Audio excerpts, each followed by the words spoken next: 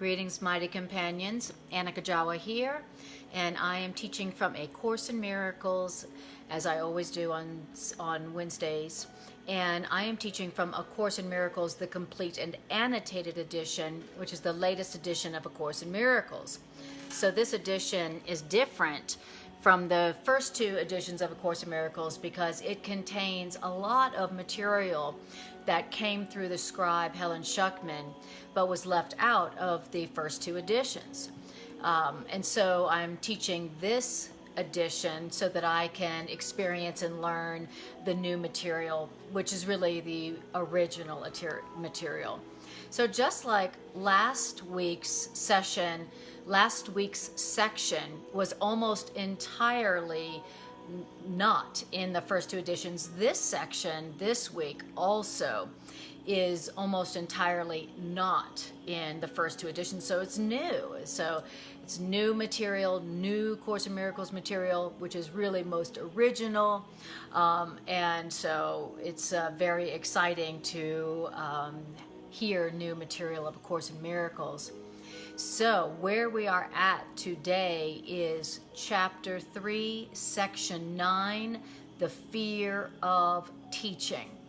So again, we are in Course in Miracles, the Complete and Annotated Edition, and we are in Chapter 3, Section 9, The Fear of Teaching. So this is a very interesting section about the fear of teaching. And so it has a lot to say about the teaching-learning relationship.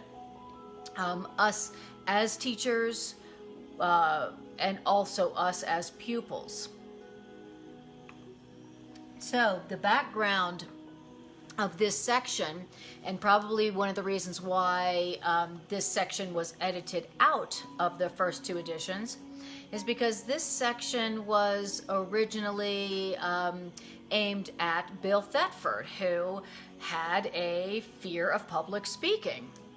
And so the author of the course is speaking to Bill and speaking to his fear of teaching. And it has a lot of very interesting things to say about what keeps us from sharing what we were given to share with others. So A Course in Miracles says that the purpose of all relationships, the purpose of all interpersonal relationships, is that they be teaching, learning experiences. So A Course in Miracles says the reasons that we are brought together with whomever we are brought together. First, it says that all meetings are not accidental. All that we meet, and all who meet us, those were setups. They were cosmic spiritual setups. The universe, its purpose is to help us to learn, is to help us to grow. In this experience, evolution and growth comes from learning. And A Course in Miracles says that the way that we learn is to teach. So A Course in Miracles says you're going to learn by teaching. So whatever it is that you need to learn, you need to be more loving, need to be more forgiving, need to be more self-accepting, need to learn healing, how to experience healing, allow yourself to be healed. A Course in Miracles says the way that you learn what you need to learn is that you got to share it. And as you share, that's how you get it. So A Course in Miracles says that the purpose of all of our relationships is to teach what we need to learn. And so the people who need to learn what we need to learn are brought to us. And those are the folks that we have our relationships with. So the Course in Miracles says that there's no encounters, no meetings that are accidental. They're all a cosmic setup where we are brought together with somebody that spirit knows that with this person you can learn what you need to learn so that you can evolve, so that you can evolve into becoming who and what you are meant to be, which is happy and fulfilled. So as it talks about the teaching learning relationship, remember that it is talking about all of our relationships. So all of our relationships is where we are being called upon to teach, to share what we need to learn, what we need to remember, so that we can remember it ourselves. So that is just what I wanted to share with you before we begin. So here we go. The name of this section is The Fear of Teaching. Okay, so the fear of teaching. It says, as a teacher, if you become concerned with totally irrelevant factors such as the physical condition of the classroom, or the number of students, or the hour of the course, or many elements which you may choose to select for emphasis as a basis for misperception, then you have lost the knowledge of what any interpersonal relationship is for. Okay, so what is the purpose of any interpersonal relationship? Course in Miracles says it is for learning. It is for teaching and learning. Teaching and learning. Teaching that you may learn. That is the purpose of every interpersonal relationship. Now, if you are concerned about the form of the classroom or the students, what does it say? I love what it says. If you become concerned with totally irrelevant factors in teaching, like, for instance, the physical condition of the classroom, the number of the students, or the hour of the course, then you are losing the knowledge of what that relationship, that teaching-learning relationship is for. So if you're concerned about what? The number of students. If you are concerned about how many students there are, if you are concerned about the physical conditions of the classroom, or even the physical conditions of the relationship, then you are losing the knowledge of what that teaching-learning relationship is really for. All right. Then it says, it is not true that the difference between pupil and teacher is lasting. So the difference between teacher and pupil does not last. Good to know. As a matter of fact, the teacher and the pupil, they meet in order to abolish the difference between them.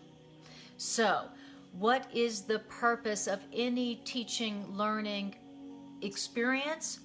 The teacher and the pupil were brought together ultimately to abolish the differences, the difference between them. So here's teacher and here's pupil, and what's the purpose? Is that they realize together that they are equal, that they are the same. Why do we need teaching? Why do we need healing? Why do we need to teach?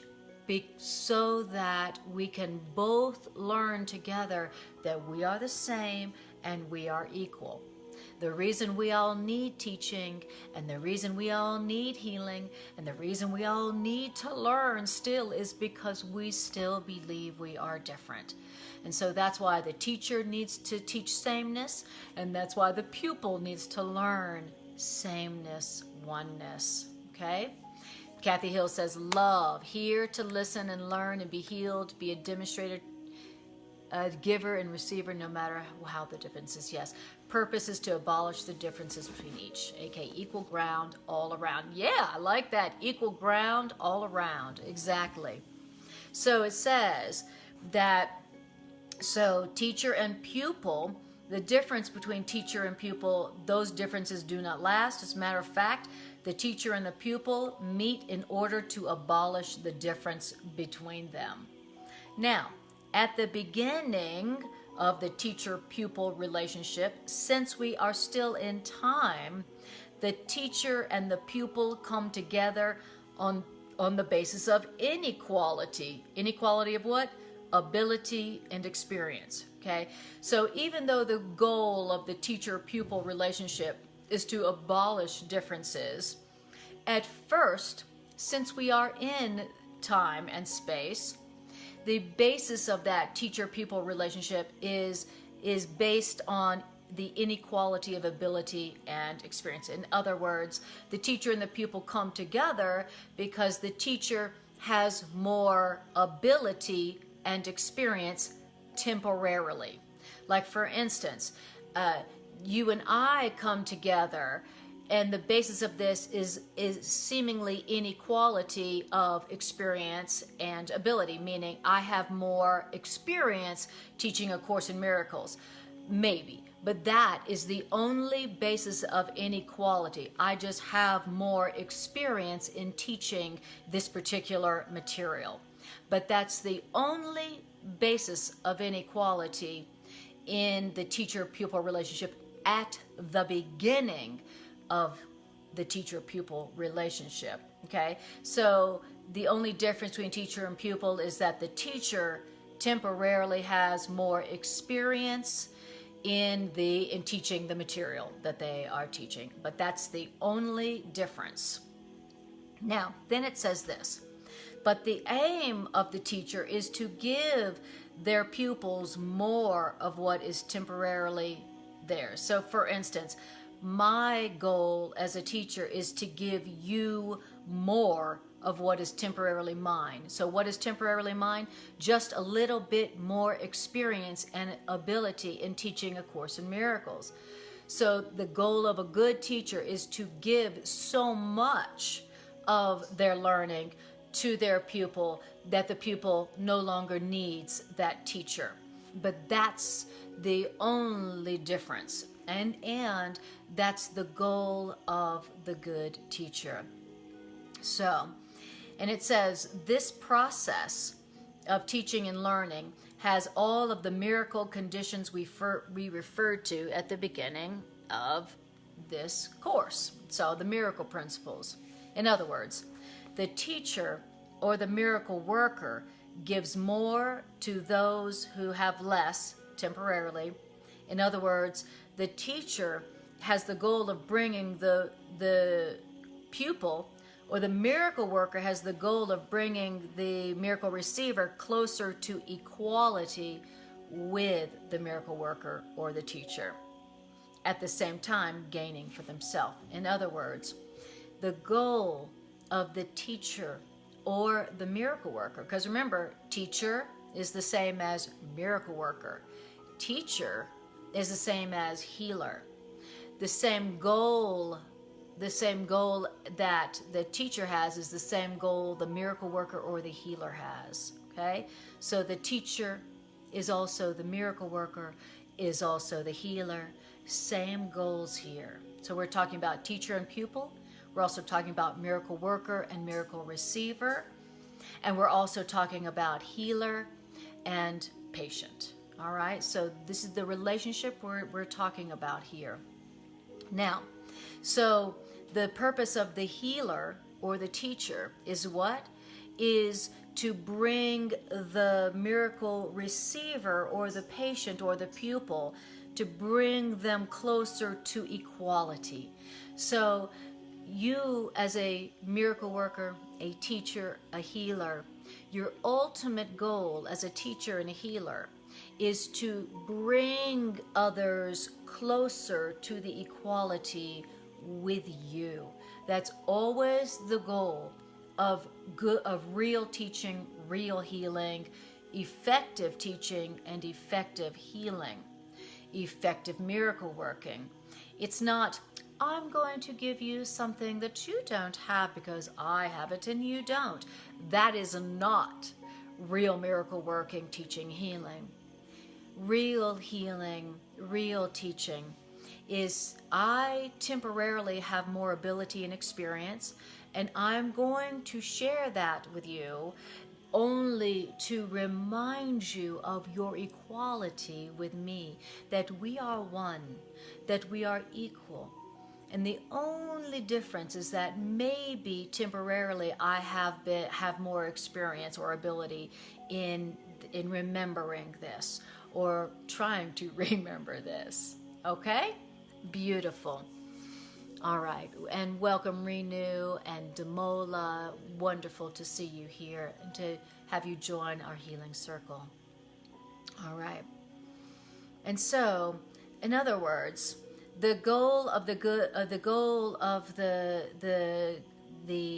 effective healer or teacher is to only give knowledge and experience that brings the receiver closer to equality, while at the same time gaining for themselves.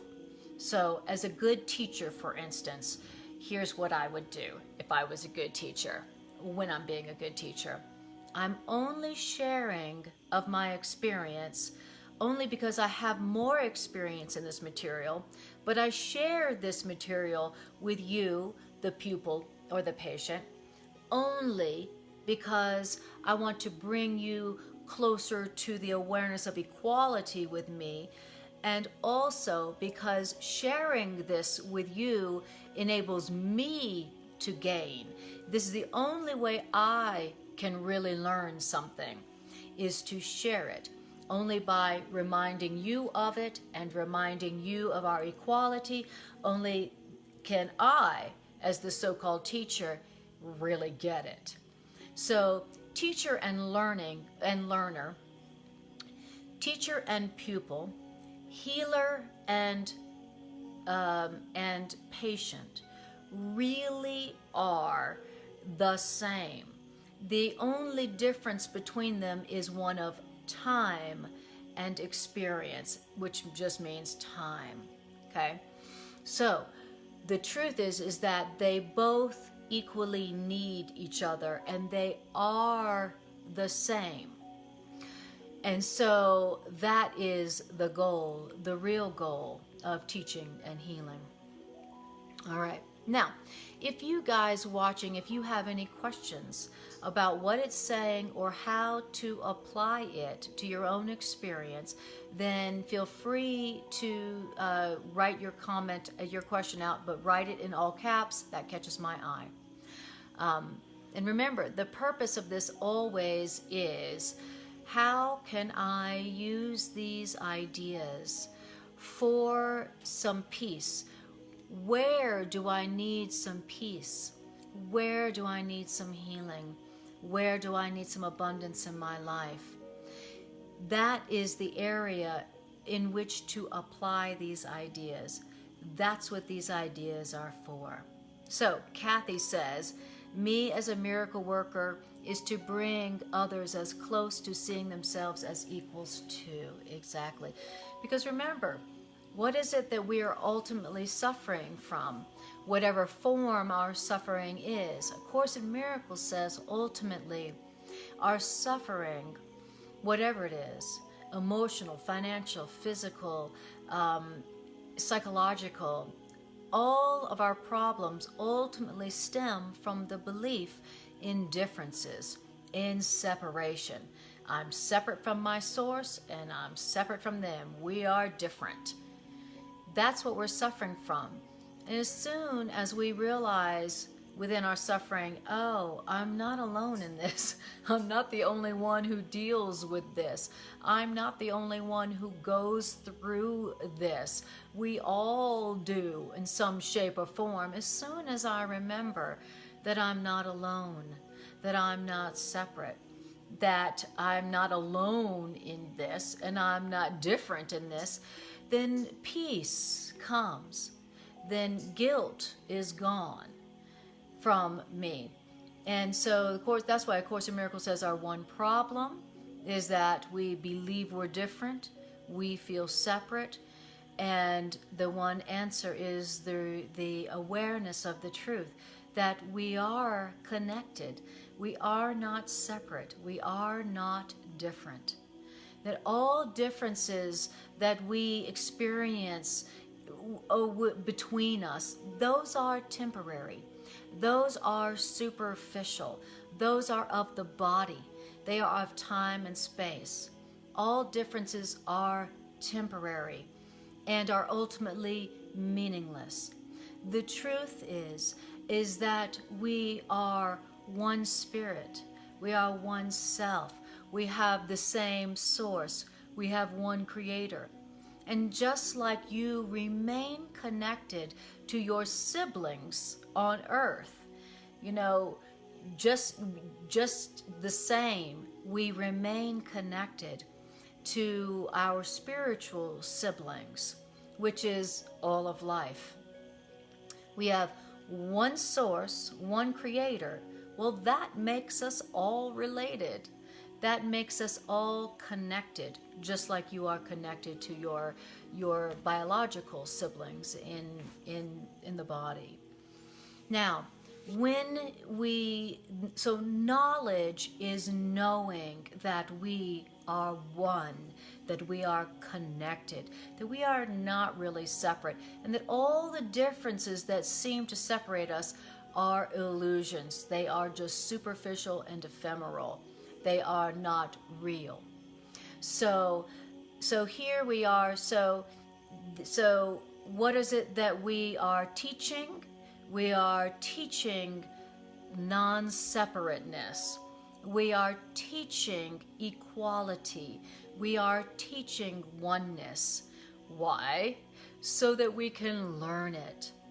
So who is it that the universe brings to us that we enter into relationships with?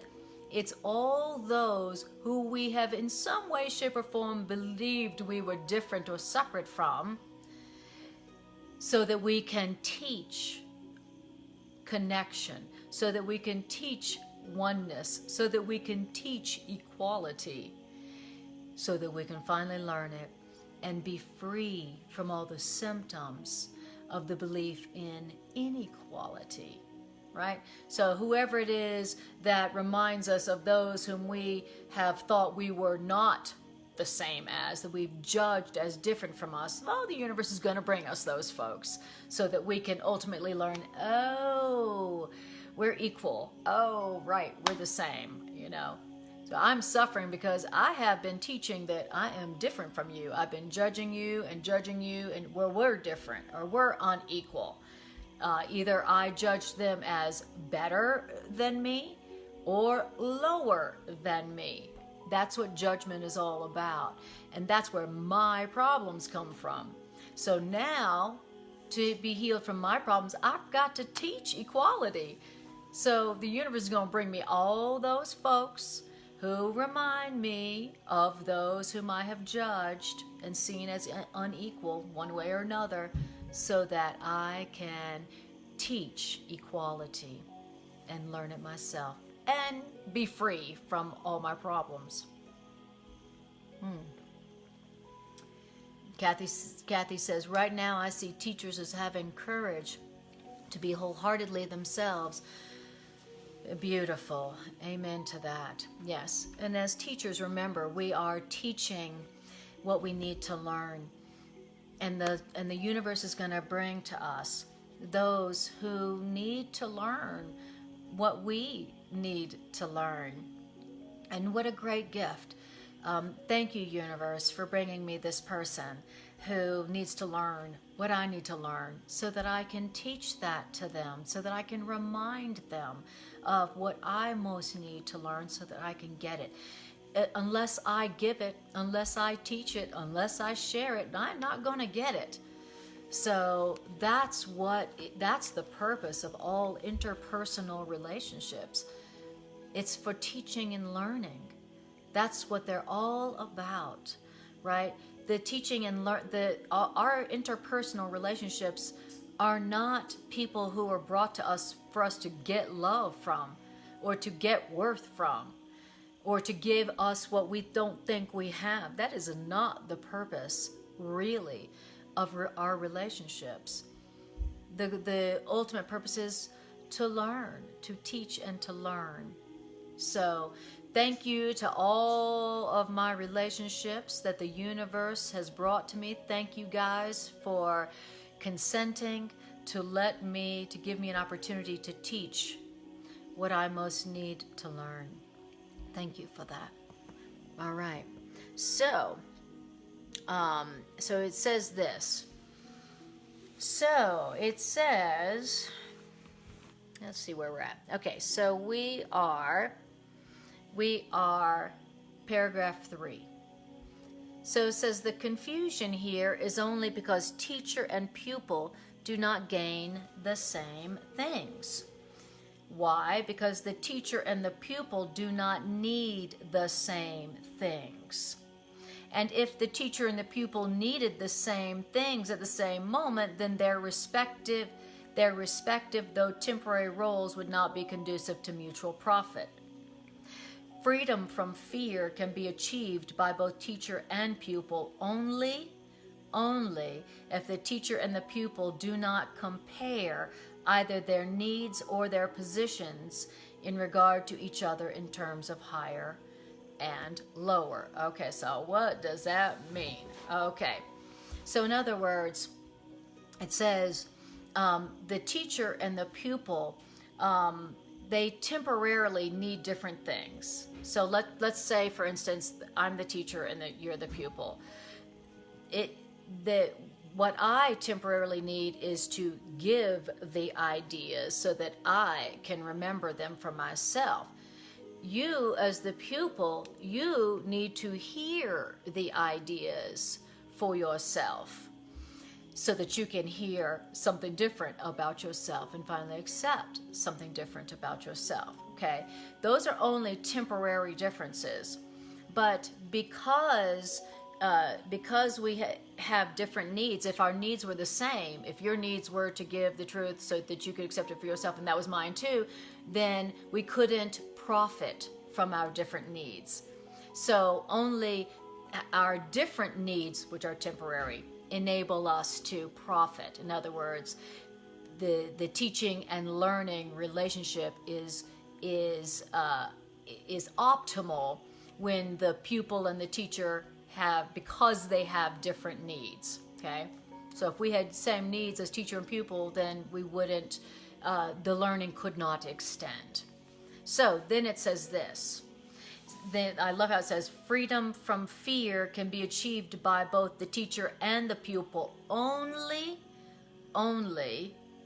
if the teacher and the pupil do not compare either their needs or their positions in regard to each other in terms of higher and lower. Okay, so the teacher and the pupil can only benefit, meaning can only grow and heal if the teacher and the pupil do not compare their different roles and their different needs in terms of higher and lower. Okay, so what does that mean?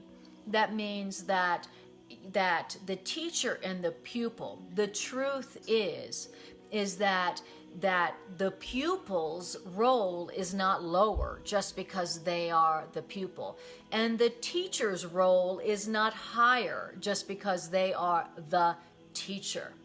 Now, if the pupil is like, well, my role is lower because I'm the pupil, then the teacher nor the pupil are going to have optimal learning. They're not going to learn what they came together to learn. If the teacher thinks that their role is higher, then the teacher is not going to be able to teach or to learn. So for this teaching learning experience to be optimal, where both of them get exactly what they need, which is equal, both of them cannot compare their roles. Wow. So they can't be like, well, my role is lower because I'm the pupil. Nor can they be like, my role is higher because I am the teacher. It says you can only learn and you can only teach, which means you can only evolve and grow if you recognize that your roles, you and the teacher, you or the pupil, are equal in value, equal in worth. The role of pupil is as valuable as the role of teacher. And for you to be a good learner and a fast learner, then you got to remember that.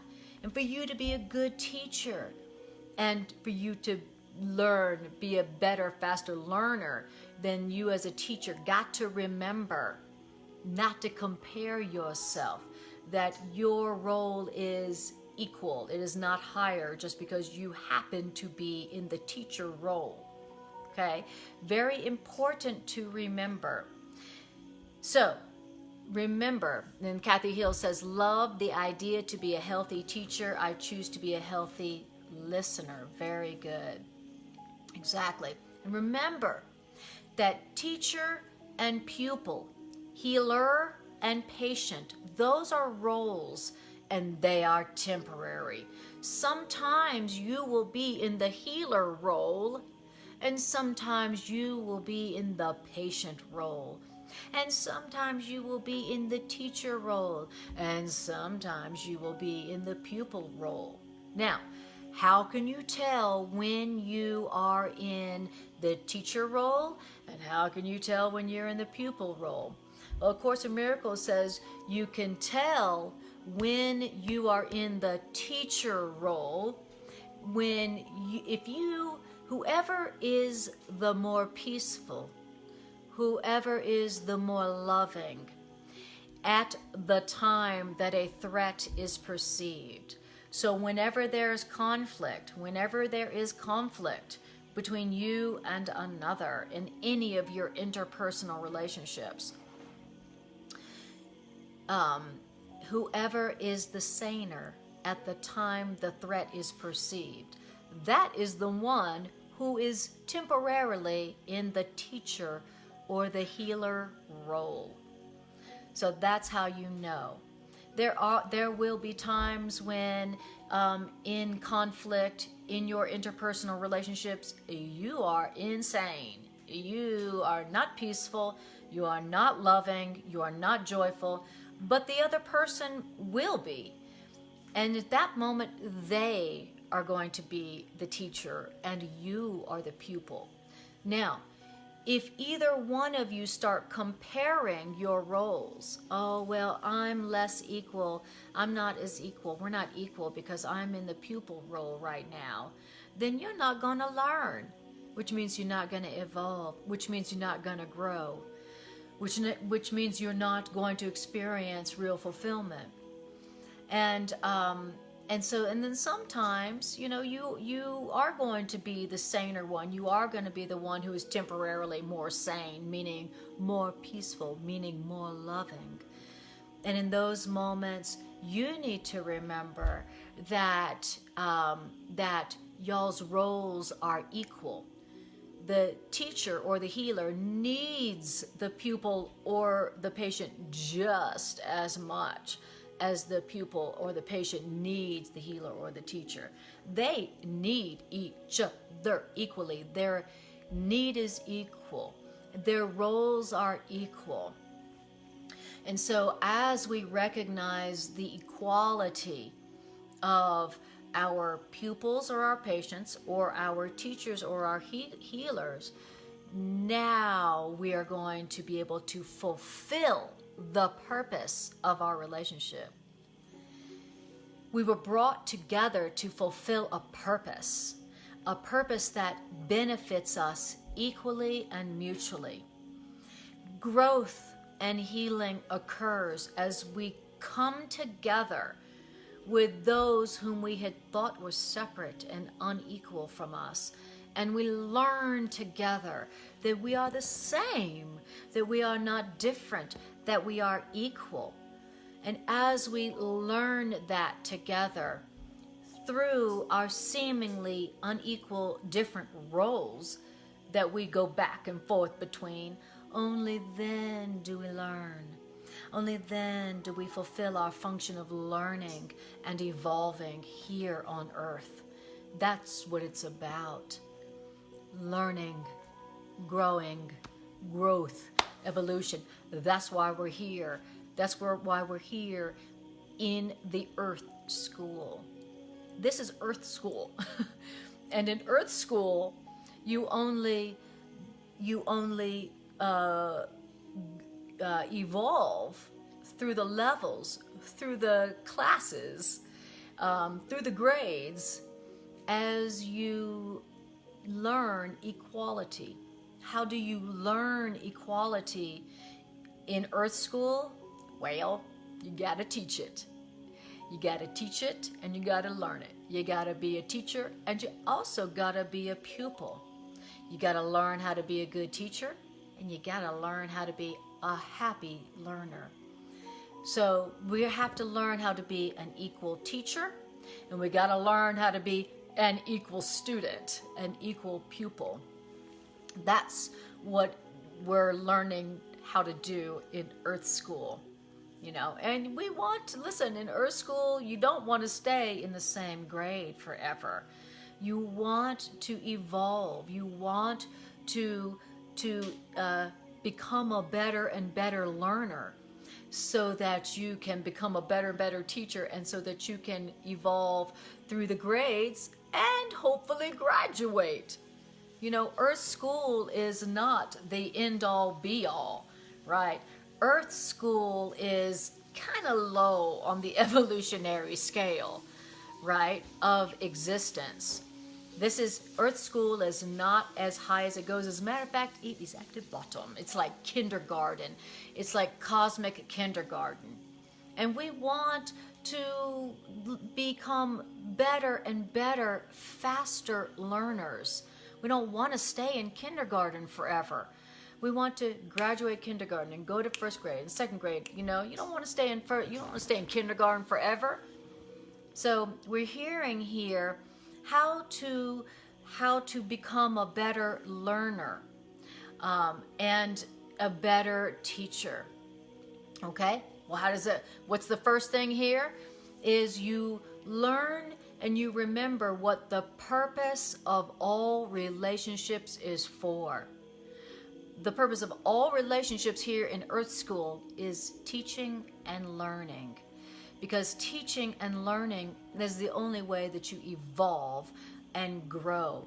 The goal here is to evolve our awareness and our learning, that we might go on to higher and higher levels of soul evolution, soul growth, soul evolution. Why? Because the more you evolve in your learning, the more fulfilled you are, the more peaceful, joyful, fulfilled you are. And that's the goal, is true soul fulfillment, true happiness. That is the goal of soul evolution and soul growth. That's what we're going for. That's the end game here, okay? And the only way to do that is to go, okay, the goal here is not to get a bunch of stuff. It's not to win. It's not to compete. Not to get more. The goal here is not whoever gets the more. Whoever dies with the most toys wins. Whoever has the most worldly power wins. No, the goal here, the real achievement here is fulfillment. Where you experience true soul fulfillment. You love your life, you love who you are, and you experience a sense of fulfillment. What are we talking about? Sense of fulfillment, where you feel complete. You're not always feeling like something's missing. Is this all there is? Is this all there is? No, where you feel like, man, I love my life. I love my life. I love it. I feel complete. There's nothing missing from my life. That's true soul fulfillment. And that's the goal here. But the only way to experience that is through learning. And of course, A Miracle says that the way that you learn something is you teach it. So if you want to learn how to be happy, if you want to be healed, then the Course in Miracles says you become a healer. Okay? The Course in Miracles says those who need healing must dedicate themselves to healing others. So whatever it is you need, do you need peace of mind? Do you need healing? Do you need emotional healing? Do you need physical healing? Do you need psychological healing? Do you need peace of mind? Then the Course in Miracles says the way to have that is to give it. The giving and receiving is the same. You know, giving and receiving is the same, but in time, the giving comes first. So in time and space, what you want to have, you must give. Because only as you give it, only as you share it, only as you remind others of it, only then do you remember, oh, I have it. How do I know I have it? Oh, because I give it. Oh, I am that. How do I know I am that? Because I share that, because I remind others that that's what they are. So in order to have, in space and time, you're going to have to give it. You're going to have to teach it. And so we all have to become the teachers of what it is that we want to have and to be. And so this section is important because you are being called upon to be the teacher of what it is that you want to remember and what you want to experience. And you are being called upon to teach that and to give that to others who don't even know it's a possibility yet. You're teaching because you've heard that it's a possibility and you really want it. And you want to give it and share it so you can finally remember it. There's a lot who haven't even heard it. And so they are the pupil who need to hear it. And you are the teacher who needs to share it so that you can accept it finally for yourself. Okay? And sometimes you have totally forgotten about the truth about yourself, and you can tell because you're not happy, you're in hell, and you need then to hear it from those who need to affirm it so that they can remember it. So remember, the teacher and the pupil are roles. They are temporarily roles, and they go back and forth. So maybe you are the pupil 1 minute and you are the teacher in the next. So, but the goal here is to remember that our roles are temporary and they are equal. They are equal value, equal worth. Okay? So, if you are the pupil at the moment, remember that the pupil role is not lower than the teacher role. And if you happen to be in the teacher role in the moment, remember that the teacher role is not higher. They are equal value, okay? Because you are both, okay? Now, Irene says, those who need healing, peace of mind, psychological healing, they teach it. Giving and receiving is the same. And Rich says, I want to experience the kingdom of heaven before I die, Revelation. All right. Well, then, guess what you got to teach, Rich?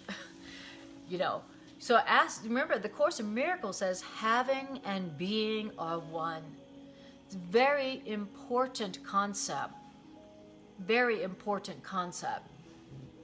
Why? Because it tells you exactly what you need to teach if there's something you want to experience in life. Okay?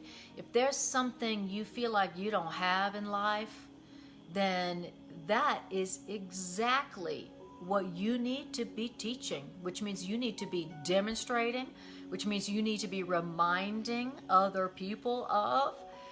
So ask yourself, what is it that I don't feel like I have enough of in my life? Where's the emptiness? Where's the lack? You know, do you feel like you don't have enough time? Do you feel like you don't experience enough sense of value or worth in yourself? Do you feel like you don't have enough peace? Do you feel like you don't have enough love or joy? Or do you feel like you don't have enough abundance? Whatever is your perceived lack that you're always upset about, well, the thing you think you don't have, well, what you think you don't have, that's what you are not being. That's what you are not giving. That's what you are not demonstrating to others. So if you really want to have it, then A Course in Miracles says, well, it's just as close as you giving it. You sharing it, which means teaching it, which means demonstrating it. So you having more of what you think you don't have is as close as you giving it.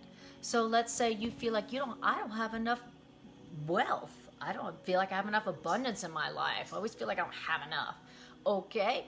The Course in Miracles says that's because you are not giving it. So if you don't think you have enough wealth, then you need to give some. You need to give wealth. You need to give of abundance in order, that is the way you will know you have abundance and wealth. If you feel like you don't have enough love in your life, Course in Miracles says that's because you don't think you are it. You don't feel like you are love. You don't believe you are love. Okay, what's the only way to know you are love? Is to give love, to be loving. Okay, and so if you feel like you don't have enough love in your life, then guess what? The universe is going to bring you people who also don't believe they have love in their life because they don't know they are love. And the universe is going to bring them to you because they are the perfect person for you to teach that they are love. They are the perfect person for you to give love to be loving to, so that you can remember that you are love, so that you can remember that you have love, and that they can remember the same thing. So that's what it means when it says all relationships have teaching and learning as their goal. All right. Now, and then Rich says, while I am sitting here watching you, my life is complete. Beautiful. Then you are perceiving correctly. And congratulations. Good job. Now the universe is going to bring to you and is bringing to you people who need to remember that, so that you can teach that to them, so that you cannot forget that. Beautiful. And Zoe says, I am pure love. Exactly. Beautiful, guys. You got it. So, now, and I'm going to read that last sentence and then we'll go on to the next paragraph. So we're paragraph 3, sentence 3.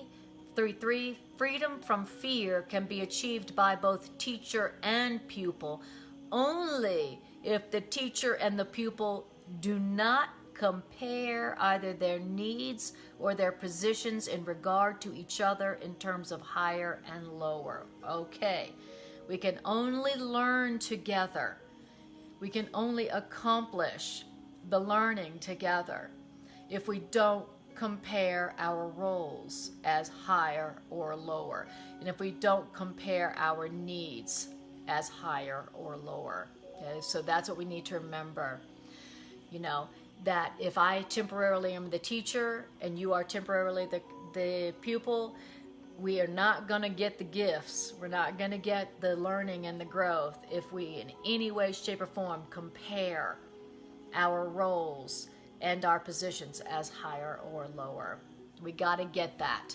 Teacher and pupil are exactly equal in their roles, in their positions. Let's say I am the pupil and you are the teacher. Let's say you are the saner one in the moment, and I am the more insane one. It means that I need to remember that you as the teacher, you need me as the pupil as much as I as the pupil need you as the teacher. We need each other equally, because I as the pupil, if I am not willing to receive your reminder, then you aren't gonna remember. So you as the teacher need me as the pupil as much as I as the pupil need you as the teacher. And I as the one who needs healing need you as the healer as much as you, the healer, need me as the one who is the patient. And so we can, those rules are equal because we are going to go back and forth. I may be the one who's more sane right now, but that may not be the case 5 minutes from now. So let us remember that, so that we can speed up our learning, that we can speed up our evolution, and we can speed up the time in which we graduate from Earth School and go on to something better, something awesome than this slow learning, the slow learning of Earth School. All right, beautiful. And then it says, so in other words, presumably, children must learn from parents. Okay, so now it's going to give us the perfect example of how teacher and learner, healer and patient are really equal in their roles. Okay, the perfect example is this. Presumably, children must learn from parents. Right. But what parents learn from children is merely of a different order. Right? So we say, oh, children are the pupils. Children are here to learn from the parents. But we all know that what parents learn, that parents are also learning from their children. And what parents are learning from their children is of equal value as what the children are learning from the parents. So that's the perfect example of what it's talking about, how teacher and pupil are exactly of the same order in learning. Just because the roles of parents seem to be different in time based on different ability and experience, they are equal in their roles. Beautiful example. And what it's saying here is that ultimately there is no difference in order between parent and child, teacher and pupil, healer and patient. Beautiful. It says, but this awareness, this involves only knowledge. So this is what knowledge knows. So when you have knowledge, you know that there's no order. There's no order or there's no difference in order between parent and child, teacher and pupil. When you know, that's what you know. All right. Beautiful. Wonderful. It says, now neither parents nor children can be said to have knowledge. So just because, so teacher or pupil, parents or children, neither of them really know yet. They're both of them are still learning. They don't have knowledge, and neither parent nor children can be said to have knowledge, or their relationships would not exist as if they were on different levels. Okay, in other words, we are in teaching learning relationships. Why? Because neither of us have knowledge. We both need knowledge, and that's why we've been brought together, because the only way to have knowledge is to teach and to learn. How do you get to knowledge? Through learning. How do you get learning? By teaching. How do you get knowledge? By learning. So, that's how we get to knowledge. So engaging in teaching and learning and knowing what's going on and being content with learning, being content to be the pupil, and also not being afraid to be the teacher, that's how we get to knowledge. And the Course in Miracles defines knowledge as certainty. So we want knowledge, not so we can be like, I know something. The Course in Miracles says knowledge means certainty. And certainty is the end of self-doubt. We have self-doubt because we don't have certainty about who and what we are. And so we want to have certainty about who and what we are, so that we can stop being suffering from self-doubt. And so we want to be engaged in the process of teaching and learning. We want to remember that that's what it's all about here, because that's the only way to get to the knowledge of who and what we are, so that we can finally be free from self-doubt. when we are free from self-doubt, when we are certain of our worth and our value, when we are certain of our identity as children of God, as guiltless, innocent, perfect, complete children of God, whose worth is established by God, when we finally get to that knowledge and we get to that and we accept that knowledge, then we are free from self-doubt. And when we are free from self-doubt, guess what we're doing? When we're free from self-doubt, then literally now we become creators who our energy and our intelligence and our decision-making power is freed up. Now we are creators, creating along the lines of our own creation. Now we are free to just create the good, the beautiful, and the holy. The Course in Miracles says you were created as creators. You were created to extend the good, the beautiful, and the holy.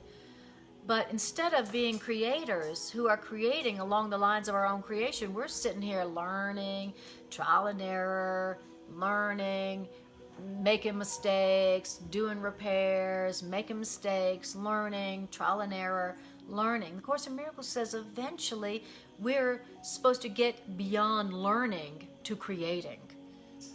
We're supposed to get eventually beyond just making mistakes and repairing, making mistakes and repairing, making mistakes and learning, trial and error, trial and error. That's what learning means.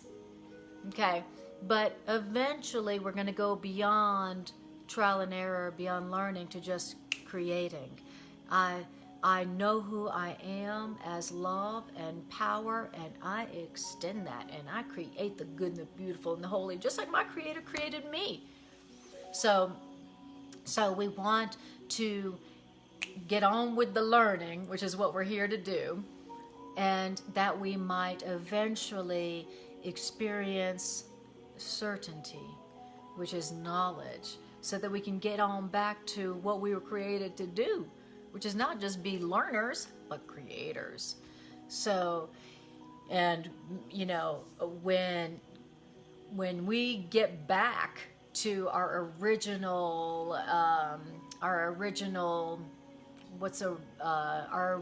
function as creators, it's gonna be good. You're gonna be creating whole worlds of the good, the beautiful, and the holy, from the awareness of your wholeness and your power and your worth. All right, and then we got Chloe drinking in the background. I love that background music. Chloe's slurping up her water. And that's how we're going to be, slurping up the good. When we content ourselves with being teachers and learners. So, all right. Love the background slurping. Now, then it says this. It says the same is true of the teacher and the pupil. Now, then it says something interesting. It says children have an authority problem only if they believe that their image is influenced by the authority. Interesting. So, I'm talking about the authority problem. So what are the authority problem we're talking about? So the authority problem is where the child or the pupil is resentful against the teacher or the parent. It's like, you're not the boss of me. So the child has an authority problem. They resent the parent only if the child or the pupil believes that their image is influenced by the authority. So in other words, if the child believes that who they are is being influenced by the parent,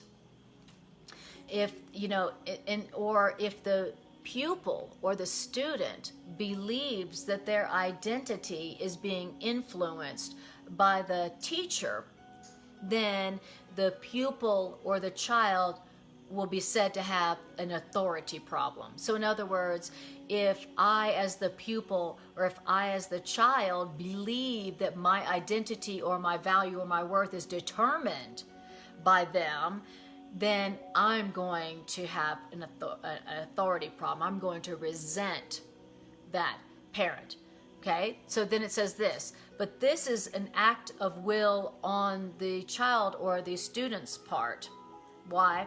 Because the child or the pupil is electing to misperceive the authority and give the parent or the teacher this power. Okay, what did that just say?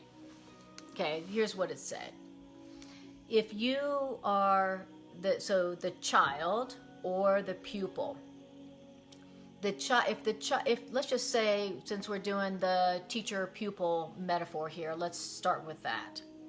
So if the one who is the pupil has given their power to the teacher, saying that the teacher is higher or has more value or has more worth or power, then the pupil is going to misperceive and resent. But that is the pupil having given their power away to the teacher. If the child has given their power away to the parent, saying, oh, that parent has more value than me, that how they perceive me is more true than whatever my truth is. If the pupil or the child has given their power away, meaning their identity away, to the teacher or the parent, then the child or the pupil will have an authority problem, and they will rebel. They'll be like, I don't want to be the pupil. I don't want it. You're not the boss of me. And then learning will not occur. But the authority problem will only occur if you have given your power away to whom you thought of or called the authority. So this is something that happens sometimes in pupil and teacher relationships. The pupil sometimes gives their power away, telling themselves, well, they are on a different order. They are on a higher level than I am because they are the teacher and I'm just the pupil. That's you giving your power away to a teacher. And if you have done that, then of course, at some point, you are going to have a resentment toward the teacher at that moment. And so, the correction of that, or it says that's you electing to misperceive the teacher, the authority, meaning you gave that teacher or authority your power. Wow. So we're not supposed to be giving our power away to the teacher. And as a teacher, nor are we supposed to be taking that. Okay? And so, as a pupil, do not give your power away to a teacher. Don't see them as an authority or the authority. Don't make yourself unequal. If you make someone unequal and see them as on a different level than you, as a higher level than you, guess what you're going to do to that person? You are going to rebel against them. You are going to resent them. And if you have put them on a higher level above you, thinking that they are on a higher level because maybe they have a different, if you put them on a higher level because they have a little bit more ability or experience in a particular area, then you are making them into an authority. You are putting them on a higher level. You are giving your power away to them. And there's only one thing you're going to experience after that, and that is resentment. And then guess what you're going to do? You're going to try to knock them off that pedestal that you put them on. Okay? That is what having an authority problem means. You put someone on a higher level. You gave your power to them. You gave them power over you by seeing them as on a higher level than you. Now, that is a mistake. That is a misperception. You saw yourself as lower and them as higher because you were temporarily taking different roles as them. So, very interesting. Very interesting. All right, take a breath. I'm going to take a sip of water. Let's take a breath. Do you have any questions about this? Have you ever put somebody on a pedestal above you because they had a little bit more ability or experience in a certain area, and so you called them an authority? You put them on a higher level above you. Have you ever done that? And then resented it, and then rebelled against them, and then went about trying to knock them off that pedestal? Yes. Oh, have you been that teacher who somebody compared themselves to? Compared themselves to you as the teacher, saw themselves as lower, and then went to resent you, and then went about trying to knock you off that pedestal they put you on? All right. We've all had that experience. We've all had that experience where we were brought together with somebody to teach something and learn something with them, and then we forgot that the goal was to perceive our equality. That's the goal of the teaching-learning relationship. That's the goal of every relationship, to see ourselves as equals. As equals. Kathy Hill says, "Oh Lord, guilty of putting others on pedestals and vice versa. What a circus." Exactly. And Sheila says, "Very familiar." Indeed. Yes. And unless we are remembering that we are equals, who equally need to learn, and the same thing with each other, then we are going to be having that kind of chaos and pain in our relationships, where we are, giving our power away to each other. Maybe it's not we're giving them the power, giving our power like they are the authority and we are not. Maybe we're giving our power away to them like they're the ones who have the love we don't. And so we're giving our power away to them. And now they are the authority in loving us.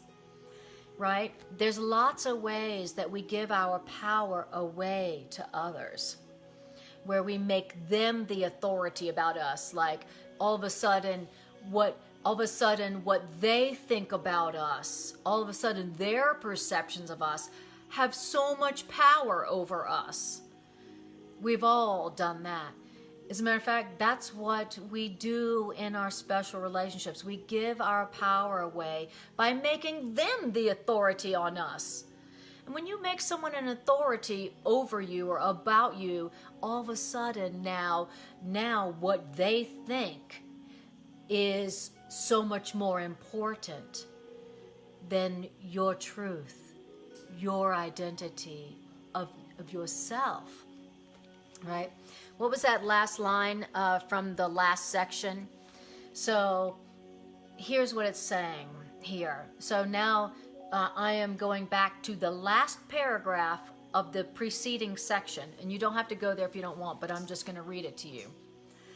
In your relationships, whether you're being teacher or pupil at any given moment, it is your duty to establish beyond doubt that you are totally unwilling to side with or identify with anyone's misperceptions of you, including your own. So, what is your duty in your relationships? Is to not side with, is to demonstrate that you're not going to side with or identify with anyone's misperceptions of you, including your own. But we are so tempted to give our power away to others in our relationships. And how do we do that? We side with or identify with their misperceptions of us. So when someone has a misperception of you and you're like, oh, defensive, angry, that's not the truth about me, now we're gonna fight. Now I gotta prove to you that that's not true about me. Not, that is you siding with their misperceptions of you. And then is the same as saying you giving your power away to them. If you hadn't made them an authority over you, then you wouldn't be upset if they were misperceiving you. If they are misperceiving you and you haven't made them an authority over you in your mind, then you would just be like, oh, they're not perceiving the truth about me right now because they don't know the truth about themselves right now. Well, that's a call for love, so I'm going to give them love. That's what we would be doing with them if we hadn't made them an authority, if we hadn't given our power away, saying that their misperception of us is true, truer than our own truth. So, in other words, if you've made somebody an authority over you and you are siding with their misperceptions of you to the point where you got to fight against them and prove them wrong, then you are going to rebel against that person. And now there's going to be conflict in that relationship, right? So, we all in our relationships have got the authority problem going on. We've made them an authority over our identity, over our worth and our value. Now we're concerned about how they see us. Now we're concerned and upset about how they perceive us because we've made them an authority over us. And because we've given our power to them. And now we are going to rebel against them. Now we're going to defend against them. To what? To gain our power back that we gave to them. And the way we gave our power to them is we said, your misperceptions of me have power over me. Your misperceptions of me are more true than my truth. And so now I have to fight against them. Wow. Okay, anybody recognize that? And how we give our power away in our relationships, or how we've given our power away to those who temporarily are teachers, those who temporarily have a role of being our teachers in time and space. Okay, if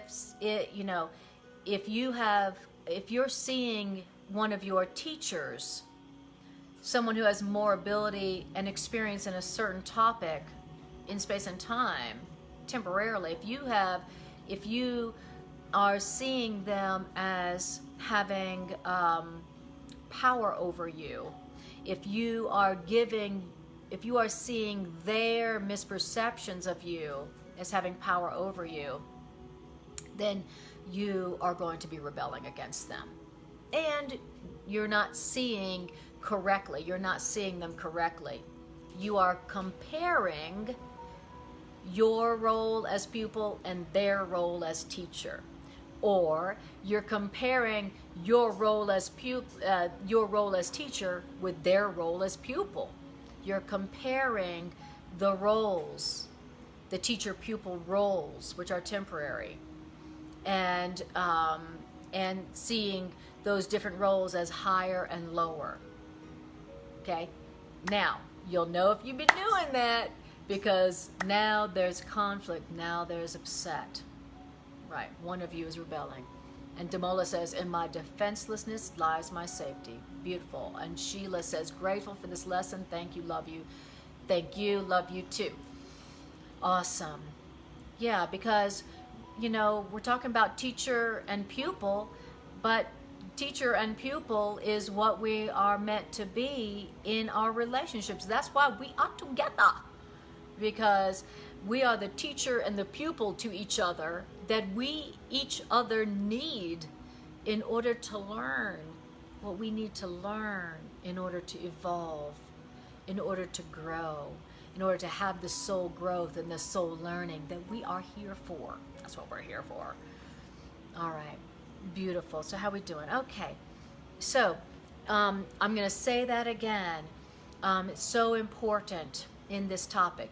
It is your duty to establish beyond doubt that you are totally unwilling to side with or identify with anyone's misperceptions of you, including your own. Wow, that's my duty. Is my duty to demonstrate that I am unwilling to side with anyone's misperceptions of me, including my own. In other words, it's my duty to not make anyone an authority over my identity. It's my duty to demonstrate that you are not the authority over me. You did not create me. And that I'm not going to side with your misperceptions of me as if you created me. Okay. So here is the way to realize if you have sided with somebody's misperception of you. Okay?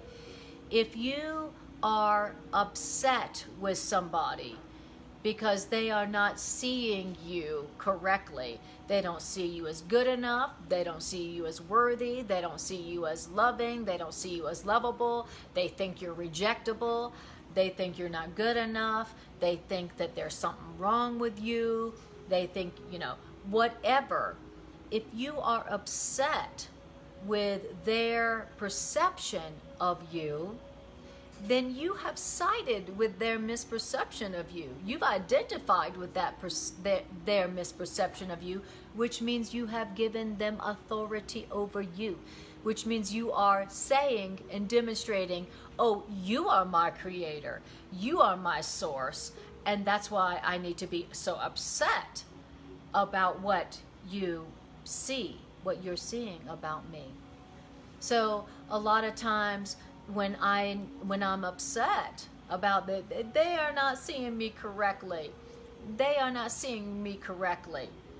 I have to remind myself, that person is not my source. That person did not create me. They are not God. They are not God. They did not establish my reality. They do not establish my identity. They don't establish my worth. So I don't need to be upset about how they are not seeing me correctly. I don't have to worry about how they're seeing me at all, because they do not establish my identity. They do not establish my worth. Only my creator does. And they are not my creator, so I don't need to worry about I don't need to worry about their misperception. And I don't need to identify with their misperception of me by defending myself against it. I'm going to prove you wrong. That's not true. You don't know the truth about me. Right? If you're fighting against somebody's perception of you, guess what you're really doing? You're really demonstrating that you're identifying with it. Or else you would just pass it off. Oh, that's a misperception. That's their call for love. Wow. Irene says, challenging to do that at work. Indeed. Challenging to do it in all of our special relationships. In all of our special relationships, it's very challenging to do. It's very challenging in all of our relationships to go, well, this person is not my source. They are not God. They did not create me. So I don't need to worry about how they see me. I don't need to worry about how they perceive me. That's very difficult to do in all of our relationships. Right. All of them. Right. Now, but that is what we are together to learn. So what is the opposite of giving our power away in our relationships by giving them authority over our identity and our worth and our value? What is the alternative? Well, we heard the alternative to giving our power away and always being in this power struggle in our relationships because we gave our power away is to remember that we are really equal. They do not have any power over us. They are not our source. They do not establish our worth and our value. We are equal. We are equal in value. We are equal in worth. We are equal. That is the way to counteract the tendency or the old habit to give our power away to each other, making them the authority over our identity and our worth. That's the way to counteract that temptation. That's the way to have it in our relationships, where it's not always this power struggle. I gave my power away to you, now I want it back. That is the power struggle that we all set up in our relationships, where now our relationship is dominated by conflict. What conflict? Power struggle. What kind of power struggle? The power struggle like, you are not the boss of me. I'm going to prove you wrong. You're not perceiving me correctly, which really means I gave my power, I gave my worth and my value to you. Now I want it back, right? But the truth is that we're the ones who gave it away. We're the ones who made them the authority, when in reality they are our equal. But that's what we do. We give our power away in so many ways. We say, you have the power to determine my worth and my value. I give you the power to determine whether I'm lovable or not. I give you the power to determine whether I'm valuable. So in other words, if you reject me, that means I don't have any worth or value. So now I have to defend against you the possibility that you might reject me, right? That's us giving our power away. And if you give your power away to somebody, then guess what? You're going to try to take it back. You're going to try to take it back by guilt. You're going to try to take it back by force. And that's the power struggle we get into. So what we want to be remembering in our relationship is that we are equal. We are both equal in value and worth, and we're also both equally insane. We're both equal in innocence and guiltlessness. We're also equal in our ignorance, and that's why we're together. We are together because A Course in Miracles says we have reached the same level of learning simultaneously. You may think that you know more than the people you're in a relationship with, but you don't. You may think you are farther along than them, or you may think that you are not as far along as the people you are in a relationship with. The Course in Miracles says something very different.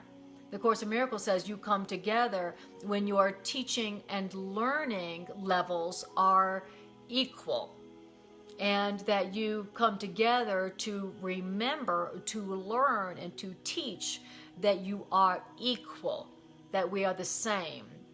We are equal in value, we are equal in innocence, we are equal in worth, and we are also equal in ignorance. And we are also equal in our need to forgive. So that is what we've been brought together to learn. And that's the learning that enables us to stop giving our power away and stop making each other the authority over our identity and worth. So in our relationships, it's our duty to not side with anybody's misperception of us, including our own.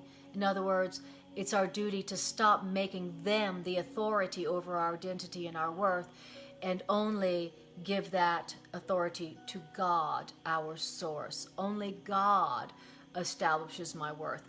Only God establishes my value. Not you, not them, not even me. And stop making people God. Stop making yourself God. Stop making other people God. And when you're getting upset with their misperception of you, guess what you're doing? You're making them God. When you get upset with your misperceptions about yourself, you're making your own self the authority. Okay? And so now we're learning what to do instead. Now we're learning how to stop creating power struggles in our relationships and also within ourselves. Sheila says, I've been working on this with a friend. So good to have a clearer picture of what's going on. Amen. Me too. Beautiful. Well, we're going to stop here for this session, and we will pick up where we left off next session, because in this series, as I'm teaching the annotated edition, I just started at page 1, and we're just going on through it, because I want to learn the new material. And like we heard, if I want to learn something, I got to teach it. So I am the teacher. Why? Because I want to learn. That's why I am a Course in Miracles teacher, is because I want to learn it. And so, so even though it may seem that I'm the teacher and you're the learner of this material, that is just an appearance. Because our roles, the only reason I am the teacher of A Course in Miracles is just because I happen to have more experience. I just happen to have more time invested in learning it. And that is the only difference. So, yeah. So anyway, so I thank you for tuning into this and being a part of this healing circle, because the only way I'm going to learn it is if I share it. So truly, you are my teacher and my healer, as much as it may appear that I am a teacher or healer for you, if indeed that's how you perceive that. So I need you as much as you need me, as much as I need you, as much as you need me. And that is the truth. And that is our inherent equality. And that is what we have been brought together to learn, so that we can experience true fulfillment in life. And I appreciate you more than I can say. And now you know why. So I'm going to do a couple minutes of announcements, and then we're going to do our integration meditation, where we take these ideas and we use them. And thank you, Anne Blackwood Hewitt. And Grace, thank you. Beautiful. I'm so grateful to you guys. Awesome. All right. So announcements are this. I am a holistic psychotherapist, as well as being a Course in Miracles teacher. And I have a psychotherapeutic niche where I offer psychotherapy to folks who could use some support while they're going through a transition or a challenge, but who want it from a Course in Miracles perspective.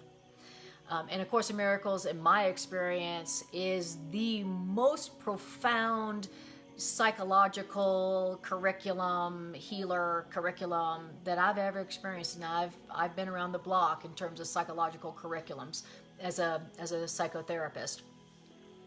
And so I have a psychotherapeutic niche called Miracle Psychotherapeutics. So if you are going through a challenge or a transition right now, and you could really use some one-on-one application of these ideas to help you more speedily learn what you're in it to learn, so that you can graduate from it and go on to bigger and better things, then I offer Miracle Psychotherapeutic sessions. And I do these through Skype or phone or in person. And the way that you can find me to schedule a Miracle Psychotherapeutic session is to go to my website, annakujawa.com. My last name is spelled Kujawa. And then go to the last page of my website. You'll find my phone number, and text me. Texting me is always the best way to reach me. Or you can private message me here on Facebook as well, to schedule a session. So just know I am here for you for that purpose. I have been studying and teaching A Course in Miracles and using it psychotherapeutically for over 30 years. So I could save you some time and help you to speed through the lesson, get the lesson, and move on to bigger and better things. So I'm available for that. And Alila, what a beautiful name. Thank you as well. All right. And I do 2 live streams weekly, Mondays and Wednesdays from 7 to 8:30 p.m. Mountain Daylight Time. And then if you aren't able to tune in live, then you can always go to my Facebook page and just scroll on down, and there's all my classes soon to all be on YouTube as well. I have lots of classes and readings and meditations and all kinds of good stuff on my YouTube page as well.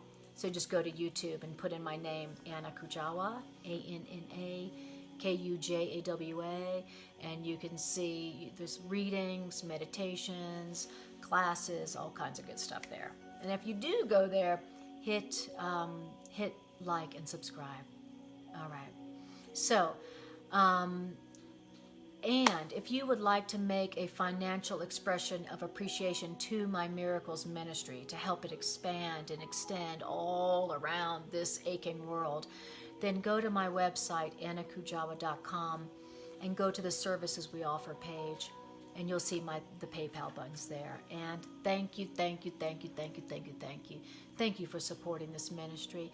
I thank you, and all the world that benefits from this ministry thanks you for supporting this. Okay, I appreciate you so much for that. All right, now we are going to do the integration meditation.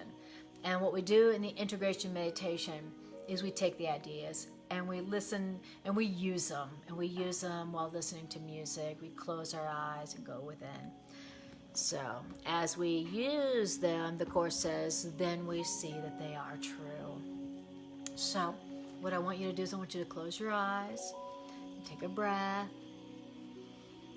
And I just want you to tune your awareness inward, drawing your awareness inward, breathing, feeling how these ideas feel in your mind, in your heart, in your body, in your emotions, in your spirit. How do these ideas feel inside of you when you hear them? And how do these ideas feel in you as you share them, as you listen to them in a circle of mighty companions who also want to heal their minds and their hearts and their bodies, that they might have peace, and then they might share that peace with the world. How does it feel to share these ideas in a healing circle that goes around the earth, around the world? And just breathe that feeling in. Take note of how these loving ideas feel when you listen to them and when you share them. We want to take note of that so that we will remember that we want to hear them again.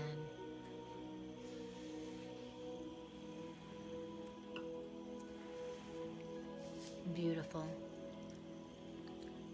Now I want you to bring to your awareness a relationship in which there's been a power struggle, there's been some rebellion, there's been conflict, there's been defensiveness. I want you to bring that relationship to your awareness, and see that person in your awareness. And when you do, take a breath. Take a breath. Beautiful. All right. Now, I want you to now tell yourself something different about this relationship. The struggle and the suffering in this relationship has come because you forgot what you were doing with this person. We forgot what was the real purpose that the universe brought us together. It wasn't just to get some love or get some value and then fight about it if you didn't get it. That's not what we were brought together for. This relationship wasn't an accident. It wasn't a chance encounter. There's a very important reason why we were brought together with this person. And it was to learn something of ultimate value, something that we really needed to learn, that our soul might evolve and grow toward greater fulfillment and peace and happiness. And so I want you to say to yourself, the truth that we heard. And it would go something like this. I was brought together with this person to teach and to learn equality. Equality of value. Equality of value. Equality of worth. Equality of identity.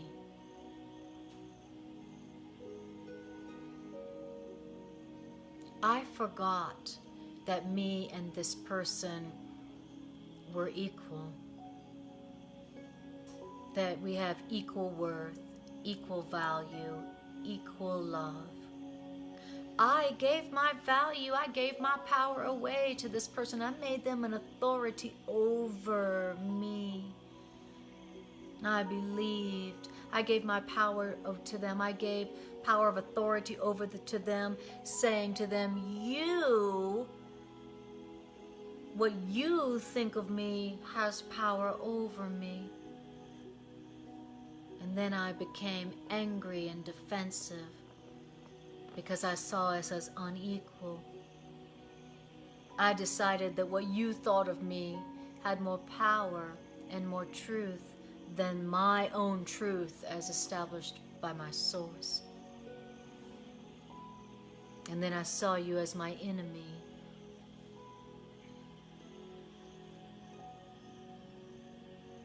And that was a mistake. It was just a mistake. And what I forgot was that this person that I'm in a relationship with, I forgot not to side with their misperception of me.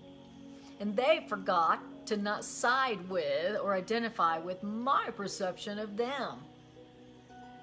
They also gave their power away to me to establish their value and worth, and so felt, an authority issue. They felt now that they had to take their power back from me.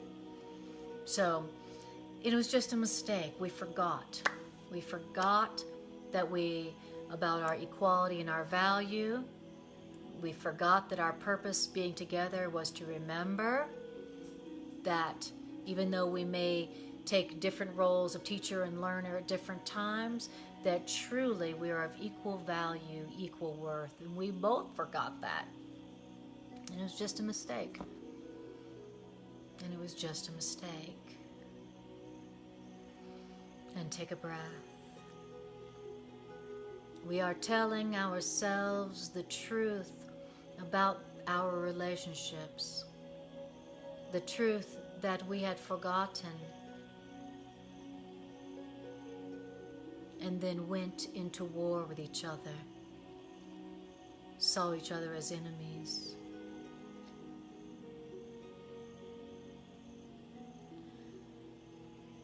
And I want you to tell yourself this about this person.